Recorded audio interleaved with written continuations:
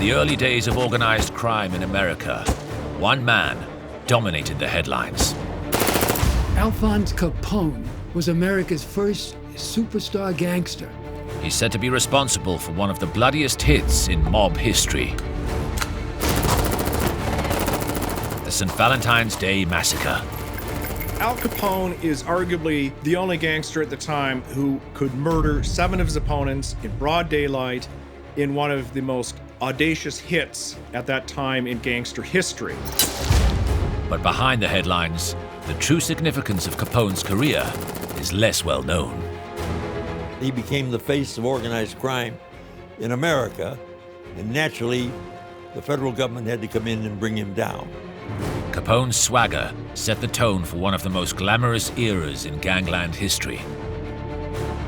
But it was Capone's weakness, not his strength, that would teach a group of warring mobs a lesson they would never forget. And set them on course for a transformation into the single, powerful entity we now know as the American Mafia.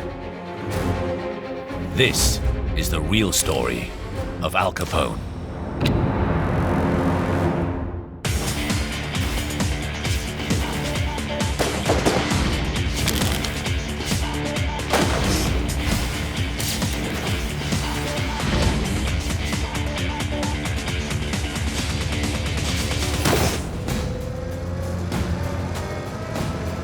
In 1924, Chicago.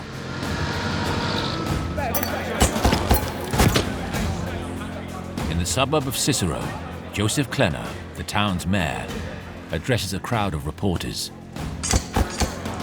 Behind him stands the man who secured his election,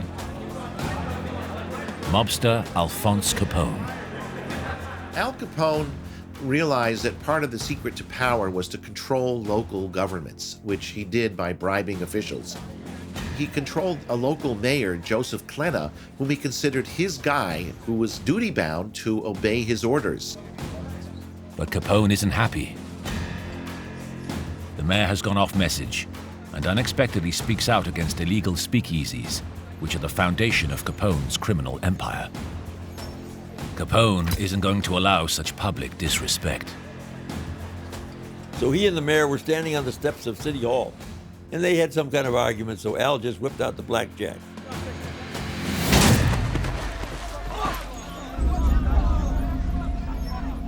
He literally kicked the mayor down the steps to show publicly this is what happens to people, even politicians, who defy Al Capone.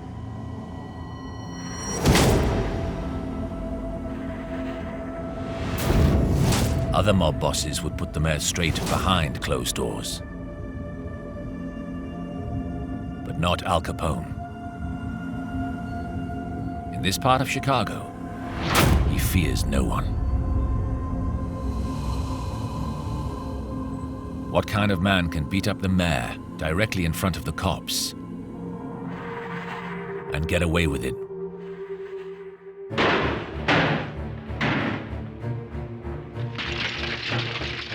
Capone's rise to power in Chicago begins in the years of Prohibition. In 1919, the US government outlaws the sale of booze. Selling beer or whiskey is now a crime.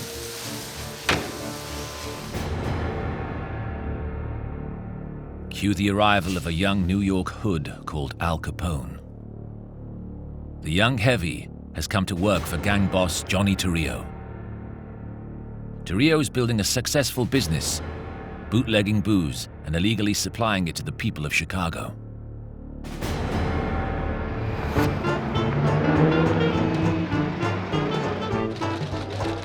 Torrio is one of many gangsters across the US turning a fortune by making sure the good times continue to roll.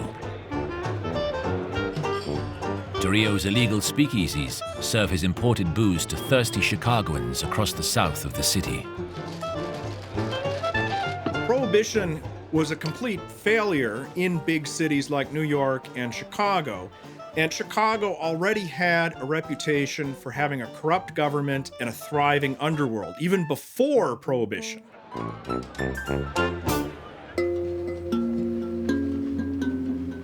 And Chicago finds itself well placed for this unintended criminal opportunity. Chicago became the quintessential prohibition city because of its location. It was close to Canada, just across Lake Michigan. That meant that booze could freely come into the city as an entry point. Gangsters like Torrio quickly learn that there's big money in turning the smuggling and selling of booze into a slick business.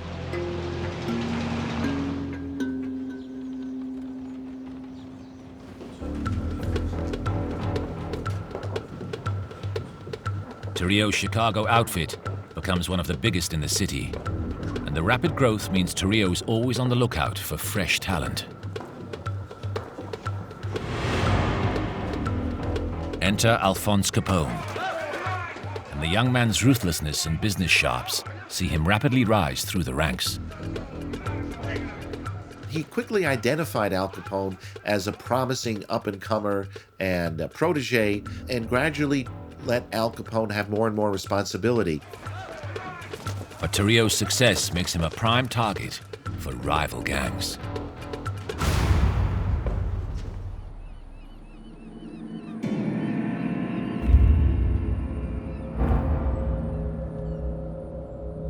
One night, Johnny Torrio is ambushed.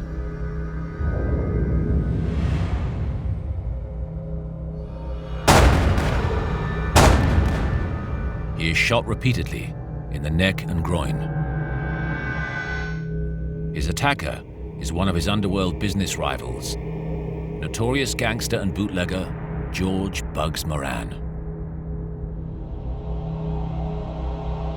Bugs aims the gun at Johnny's head, but as Torrio waits for the coup de grace,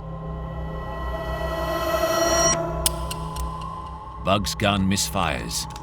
He's out of bullets. Moran leaves Torrio to bleed out. Miraculously, Torrio survives, but the attack affects him deeply. Johnny Torrio is almost murdered in front of his own apartment, and he decides enough is enough.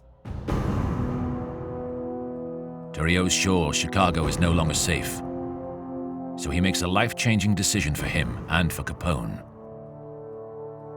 While Torrio is recovering from his gunshot wounds, he turns everything over to Al Capone, his former protege.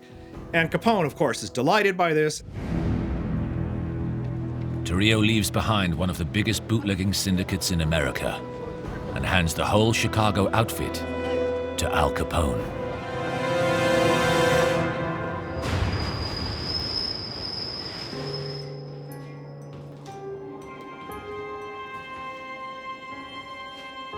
At only 26 years old, Capone is now one of the youngest mob bosses in America, worth millions of dollars. And he moves quickly to put his own stamp on the Chicago underworld. Capone is a very ruthless individual, a very violent individual. He came from a very poor background, realized very quickly that, the only way to get to the top was through, violence.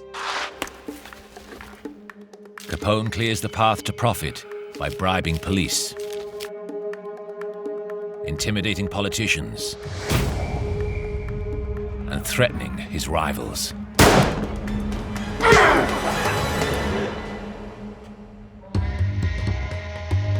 Capone is soon outpacing his contemporaries in the other great prohibition city, New York.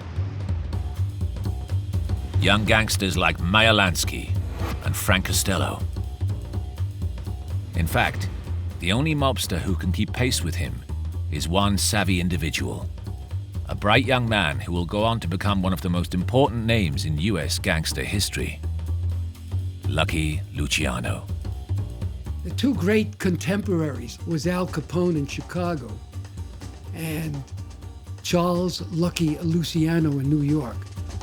Lucky Luciano was a rising lieutenant in one of the big New York gangs, but he approaches business in a very different way to Capone. There was an immense difference between them. Luciano did not look for the spotlight. He wasn't interested in attention. He knew secrecy was his best safeguard. While Capone's success is built on fear and intimidation, Luciano believes violence inevitably leads to conflict. His cardinal object was to be no wars between the families. Attacking your rivals in the streets brought double trouble.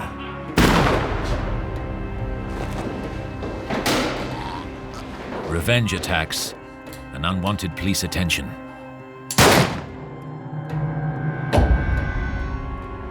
If only the mobs could work together, they could make far more money without attracting the cops. He wanted no hits and no headlines. If there was bloodshed, the body shouldn't be found. All he wanted was everyone should share the wealth. But Luciano's way doesn't suit Capone. He doesn't want to work with the others. He just wants Chicago all to himself. And right now, one gangster stands in Capone's way. The man who tried to kill his old boss, George Bugs Moran. With Moran out of the way, he'd be the undisputed king of Chicago. But Capone doesn't do things discreetly. When Big Al makes a hit, it's got to be the biggest hit in mob history.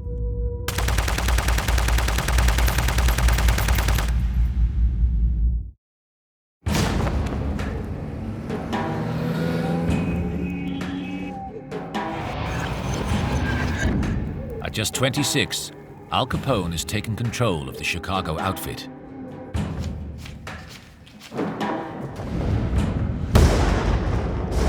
It's one of the city's two biggest criminal gangs, running the south side of the Windy City. But Capone wants all of Chicago.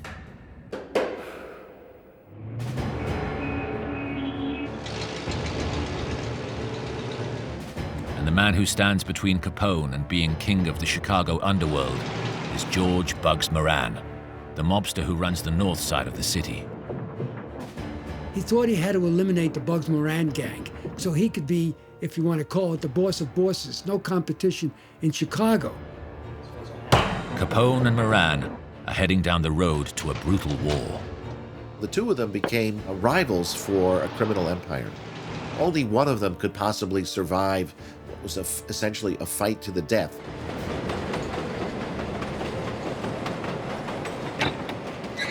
Capone's gang launch a series of violent attacks on Moran's network.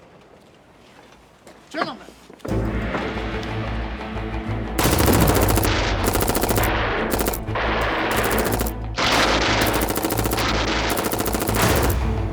And Moran hits back. Chicago has never seen violence like it.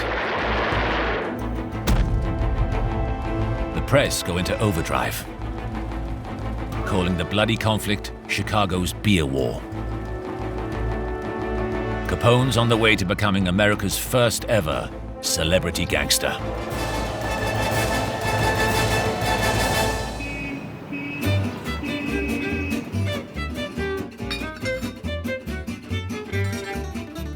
Capone was never going to be an elusive mob boss working in the shadows. He makes the 5-star Metropole Hotel in the center of Chicago his new HQ. Capone takes over an entire floor, with hookers regularly visiting. The Metropole became a kind of unofficial city hall in Chicago. Everybody knew where they could find him, or somebody who knew him. He was accessible. That was very unusual for a gangster. And he loved to see and be seen wherever he went. And he wore very conspicuous clothes. His suits were kind of an electric blue or electric purple. So he was a peacock, and he loved to show off.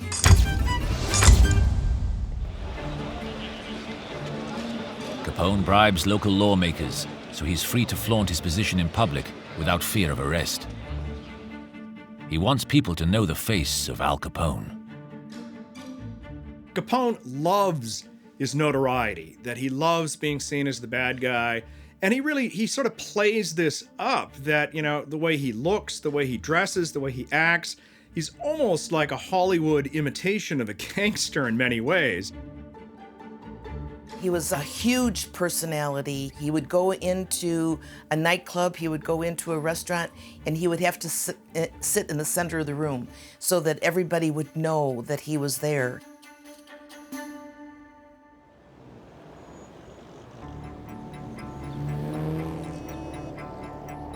But while Capone enjoys the limelight in Chicago, his headlines are causing serious alarm in New York. Rivals like Lucky Luciano were appalled by this behavior because they felt Capone was just attracting attention to their illicit activities. They wish he would just stop and go away and let them continue without benefit of all this attention. But Chicago isn't going to go away. And Capone's war with Moran is about to spiral out of control.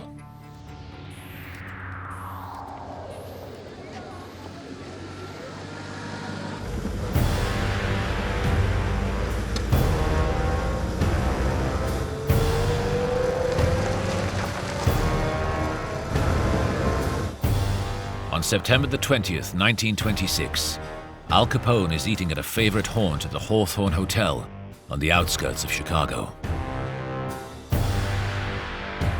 As usual, Capone isn't hiding. He likes to be seen. And his arch rival, Bugs Moran, has been watching him very closely indeed. They sent carloads of gunmen out there to blast Capone.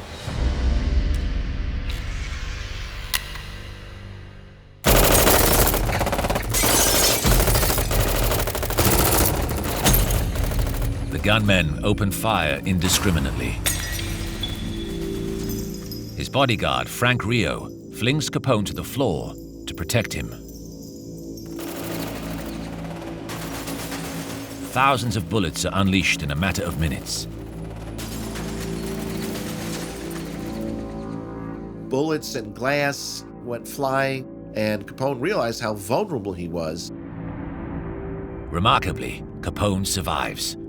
And now he has one thing on his mind: revenge. And the Chicago Beer War is about to make headlines across the US.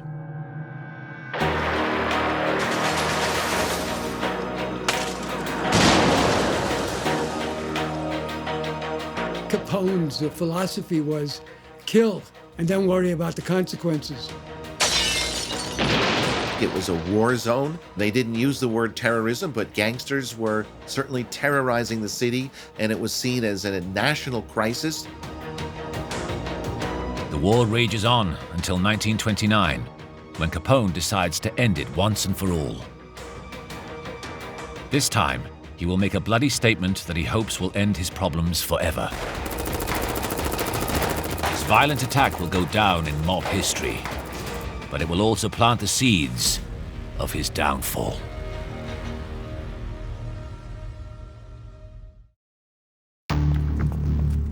Notorious Chicago mob boss Al Capone survives a violent and very public attempt on his life. Now he plans to show rival mobster Bugs Moran how to really make headlines.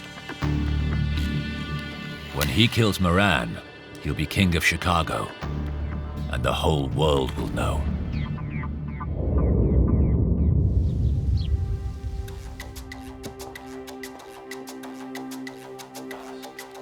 When Bugs Moran gets an anonymous tip-off to buy a stolen load of Capone's bootlegged whiskey, he thinks it's the perfect opportunity to get the upper hand on his arch rival.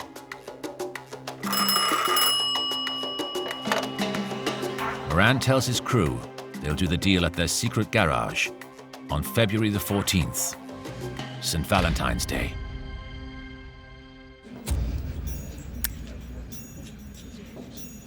Moran's gang wait patiently for the load to arrive. But before the shipment comes in, Bugs' crew get an unexpected visit from the cops. It looks like someone has ratted on the deal. Moran's gang aren't too worried. They can usually buy the cops' silence with a bribe or two. But not these cops. They aren't law enforcers. They're Capone's cold-blooded killers. He had one of his chief assassins put together a plan to eliminate as many of the Bugsborn gang members as possible. The assassins pretended to be policemen, had the gangsters line up against the wall, pretending to frisk them. Moran's men realize too late this isn't a raid, it's a hit.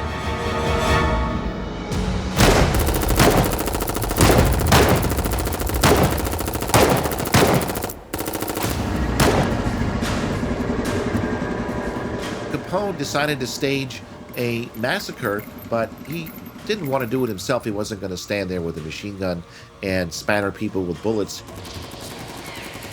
He was much more likely to hire dangerous gunmen to assassinate somebody than to do it himself. In a matter of seconds, Moran's squad lie dead on the floor. Photographs of the shocking scene spread across the nation. And the bloodbath is known forever as the St. Valentine's Day Massacre.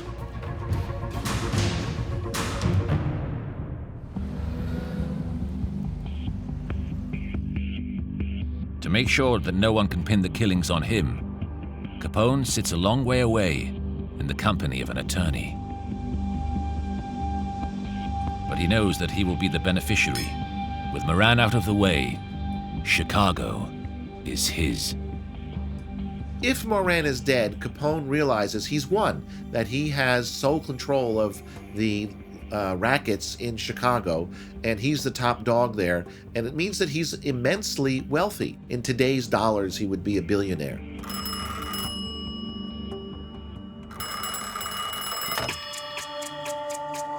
But Moran wasn't among the 7 corpses lying on the garage floor. He never made it to the scene of the shooting.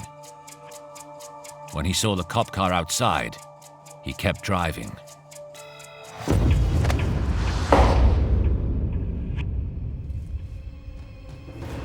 Capone's arch-enemy is still alive, and Capone is about to discover that his botched Valentine's Day massacre will add powerful names to his list of enemies.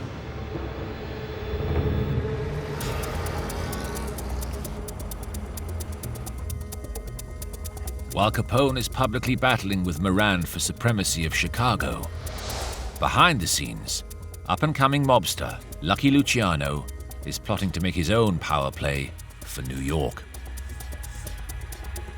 His vision is to end the violent infighting and ease the pressure from law enforcement. It's a revolution in the criminal underworld.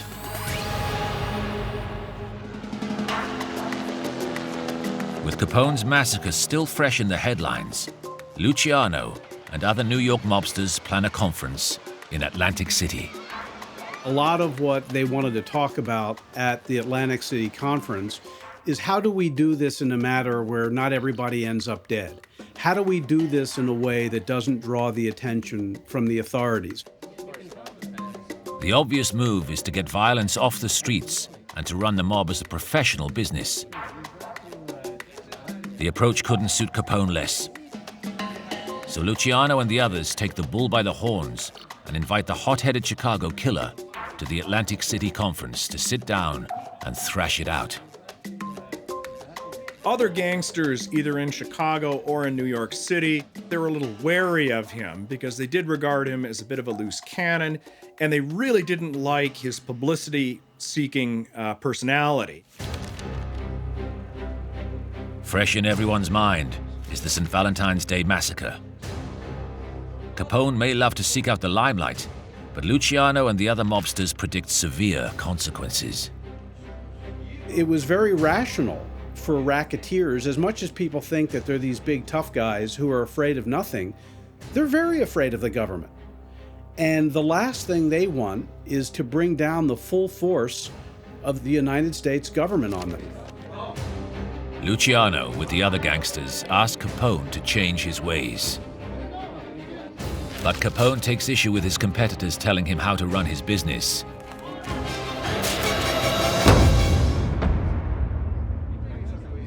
And he storms out.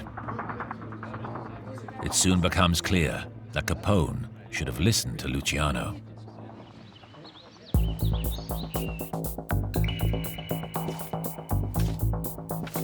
Just as Luciano warned, Capone's wild killings soon come to the attention of the most important man in America.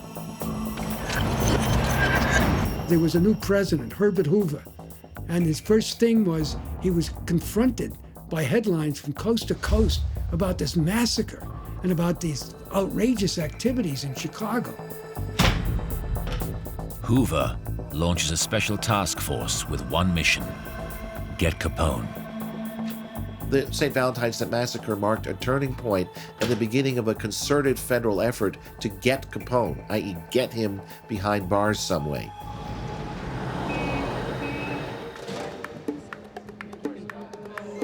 Luciano and other gangsters try to put out the public firestorm that Capone has started. They meet with journalists and tell them Capone's Chicago outfit will be disbanded. The story is just a ruse to diffuse the heat. But Capone knows the story is also a message. The other families are running out of patience. With both the US government and the mob on his case, it looks like it's time for Capone to lie low. But Capone's next move will take everyone by surprise.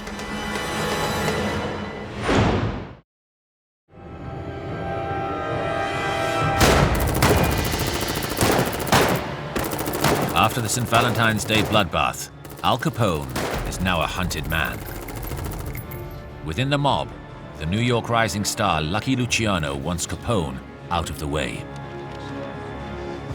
Just as he feared, the massacre has drawn the attention of none other than the President of the United States himself. But as one of the most public gangsters of the time, where can Capone hide?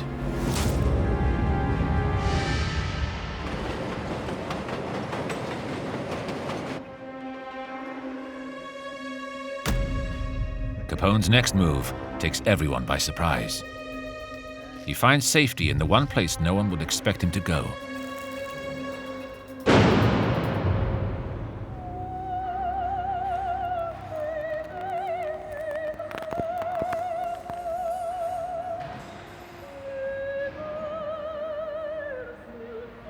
He bribes police officers to get him sent to a corrupt jail in Philadelphia,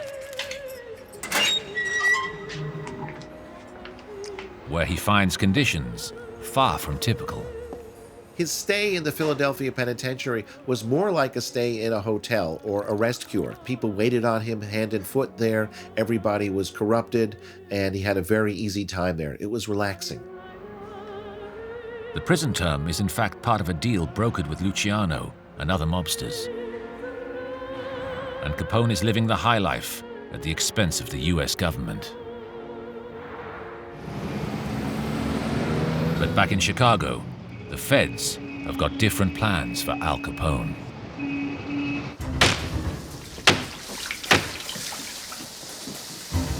Newsreel across the nation shows elite teams of Prohibition agents aggressively targeting Capone's empire of booze. The squad has been handpicked by the young and handsome Eliot Ness. Nicknamed the Untouchables, it's soon clear that Capone can't buy them off. The agents who were sent to Chicago to get Capone weren't bribable. They were paid by the federal government, and they had a different allegiance, a different loyalty. They weren't locals, and this made a big difference. Ness and his squad use wiretaps to find out where the illegal booze is kept, and then raid the warehouses. Ness turns Capone's love of publicity against him. He tips off newspaper reporters who show the world that even Al Capone isn't above the law. Meanwhile, the Treasury Department scrutinized Capone's financial affairs. Back in his Philadelphia cell, the man who craves publicity is getting plenty. But it isn't the kind he's used to.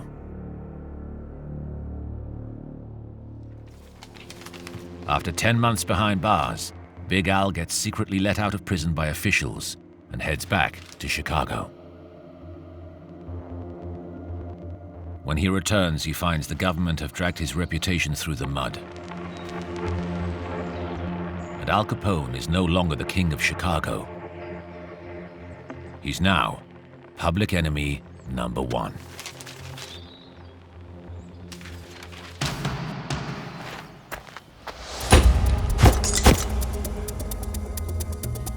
The obvious move for Capone would be to lie low, but he can't resist publicity. So Capone decides to organize a charm offensive. He's a publicity hound. He loves, being in the spotlight. He loves seeing his picture in the newspaper. No publicity is bad publicity. Capone counters the government's campaign and appeals directly to the people of Chicago. Capone decided to improve his public image by opening a soup kitchen. Many of the working men who were his people were out of work, so he wanted to play the Robin Hood figure. But not only that, he wanted newsreel cameras to come and see him feeding the working people. Capone says the real crooks weren't hustlers like him, but stock market speculators. But the story is always Al Capone. Capone was a narcissist to the extent that he had a distorted impression of reality. So he saw himself as the center of almost anything that was going on, and he felt that he was a force for good in the world. Capone may think he's a good guy, but the US government could hardly disagree more.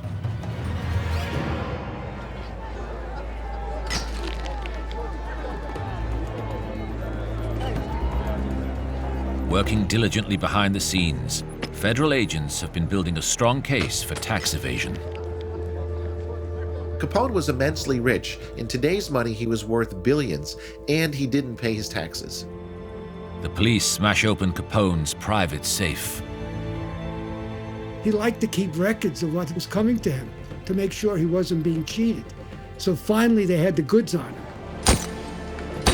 Facing trial on income tax evasion, Al Capone finds an aroused government ready to put him behind bars. Capone's indictment hits the headlines. But the charges don't bother Capone. His accountants can strike a deal. When he found out he was under investigation by federal auditors, he wanted to cop a plea, make a plea bargain, admit that he had not paid taxes for several years. He offered the United States government $1 million to take care of his back taxes, but they wouldn't take that.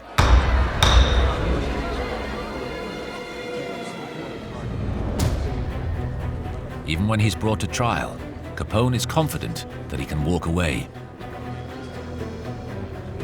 The King of Chicago has a surefire way to beat the rap. It seemed like he was going to have another brush with the law. He didn't pay his taxes. Who would have expected that he would? And then he would eventually get off scot-free and bribe the jurors if necessary, which is what he did. At the trial, Capone's men open the checkbooks. They pay off members of the jury. It's a classic mob tactic that has worked before. But not this time.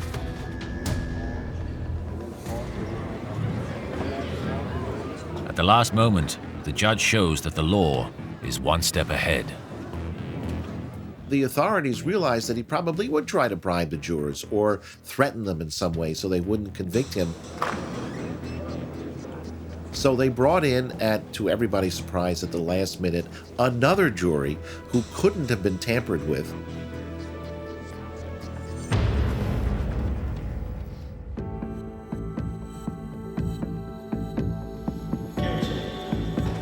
Capone couldn't be outfought, but he had been outthought.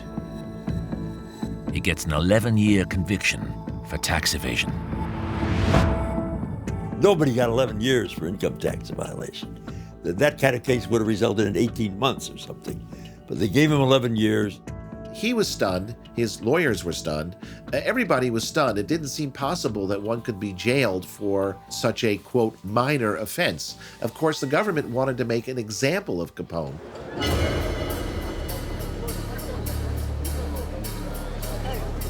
Al Capone, the man who once publicly beat a mayor, now finds himself publicly humiliated by the law. And things will go from bad to worse for Capone as he discovers that prison life isn't so easy when everyone knows your face.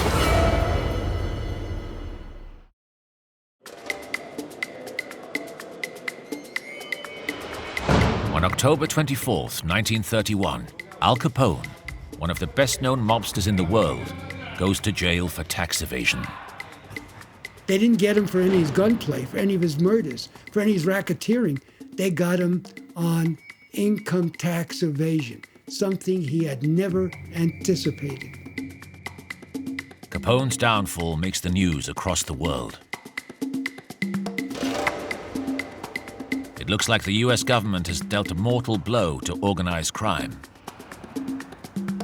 But in fact, Capone has provided gangsters like Lucky Luciano with a smokescreen.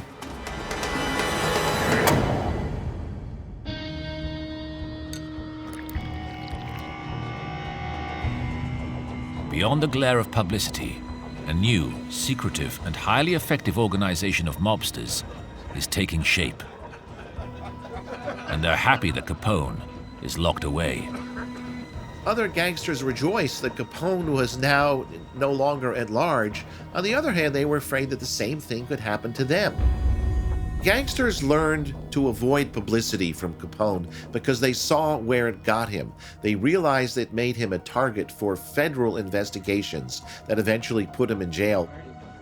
Outside, Lucky Luciano will make sure that the negative publicity of gangland violence will never again damage their business.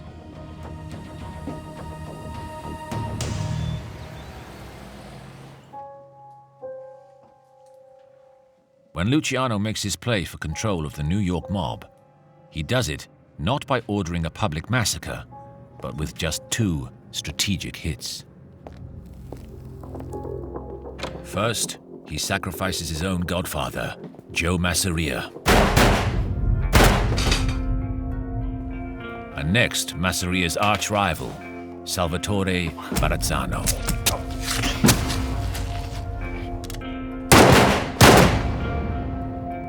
Luciano is now the most powerful mobster in New York.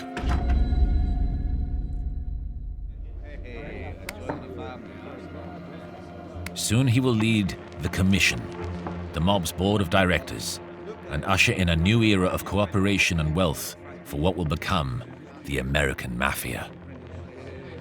Where Capone failed in his Valentine's Day massacre, Lucky Luciano takes everything with just 2 deaths.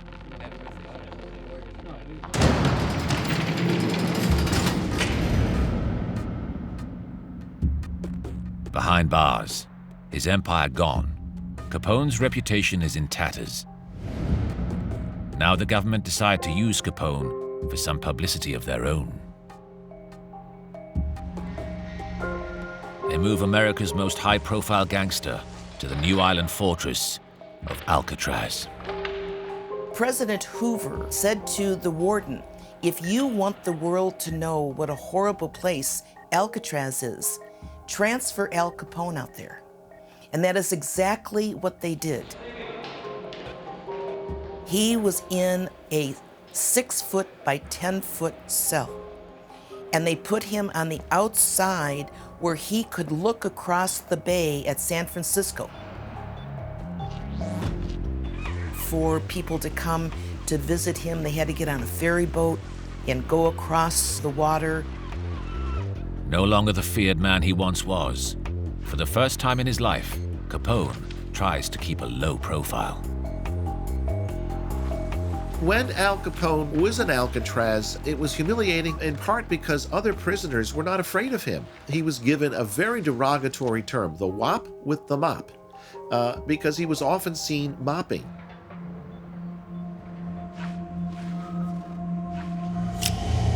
Capone learns that his reputation is now a magnet for criminals wanting to make a name.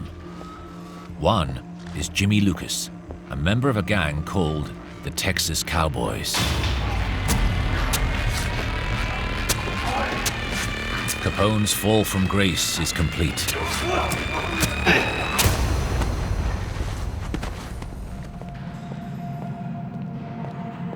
His life in the spotlight is bearing bitter harvest.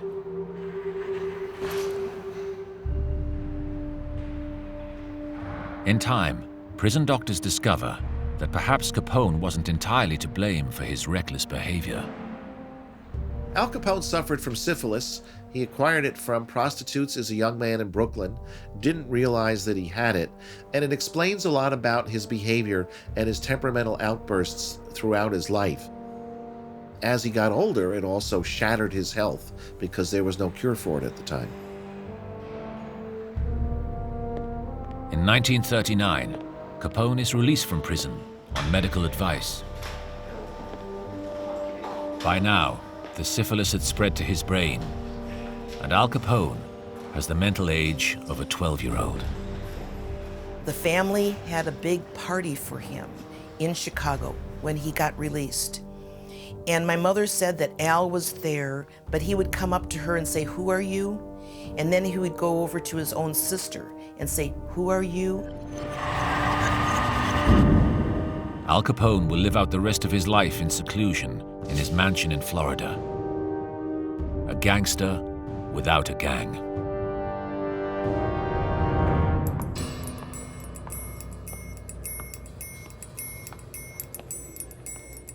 On January the 18th, 1947, shortly after celebrating his 48th birthday, Al Capone suffers a massive stroke and slips into a coma. At almost the exact same time, some of the biggest mob bosses in the US meet in Havana, Cuba. They plan the future of the mob. A future without Al Capone. Instead, it will be led by Lucky Luciano. He wanted the American Mafia to be a mirror of American capitalism, to cash in on anything that worked with capitalism. And he wasn't going to be restricted. This was a new era, and he was going to modernize the mob. And that is exactly what he did. A few days after his stroke, Capone dies. The era of celebrity mobster is over, and a new generation of gangsters is born. Now mobsters will work together to create a secret society that dominate crime for generations. They call it our thing, La Cosa Nostra. The world will know it by another name, the American Mafia. The foundations for this organization were laid by Al Capone. But his contribution wasn't through inspiration. It was his brutal and public mistakes that had taught the mob how not to behave. His career may have ended in disaster, but to this day, Al Capone defiantly remains the most famous name in mob history. Public enemy number one.